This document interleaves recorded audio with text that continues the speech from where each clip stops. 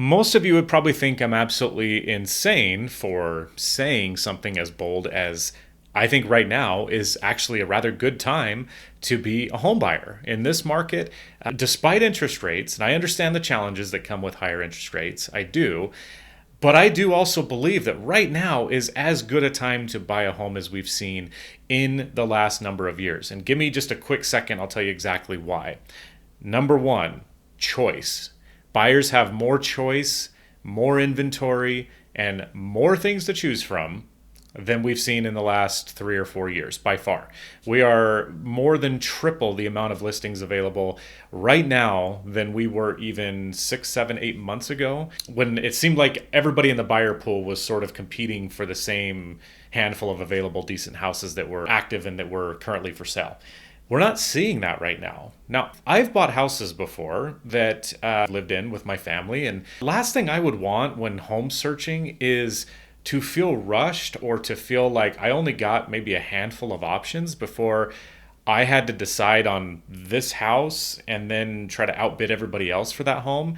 That would be miserable. And that's what we saw people go through in the last couple of years. And right now, if you are looking to buy a home, you don't have to deal with any of that. You can look at houses, you can dozens and dozens of houses for weeks and months on end and see home after home after home. And these are beautiful houses. These are very, very appealing homes. In a lot of cases, they're newer houses, they're bigger houses, they're houses in good areas, they're houses that I would look at buying if you were upgrading to a bigger home, be downsizing to a smaller home. You've got all the options that you could possibly want as a home buyer right now. That's number one. For me, that's probably the most important.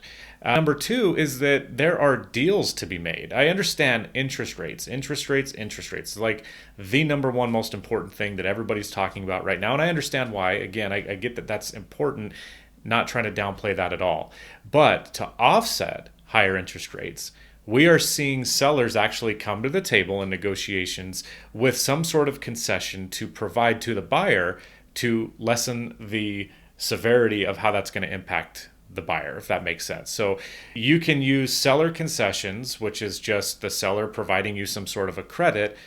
You can use that towards lower purchase price. You can use that towards closing costs, obviously, and you can use it towards an interest rate buy down. There's all kinds of different ways that you can buy down the rate, either temporarily or permanently. And there's all kinds of information that our lenders can get you about how that exactly works. We are seeing a lot of buyers take those seller concessions and turn them into an opportunity to say, well, I can move up. I can actually buy this nicer home, this bigger house, whatever it is that you're looking for. And this is my payment. It's not nearly what I thought based on all the advertisements and the rate ads and everything else that you see in the media that's designed to, I think, instill a lot of fear in ways that aren't totally accurate all the time. So that's the biggest thing for people looking for a deal, is the fact that you are now getting credits from the sellers in most cases. Now, how much credit are you getting that's like the big question, right?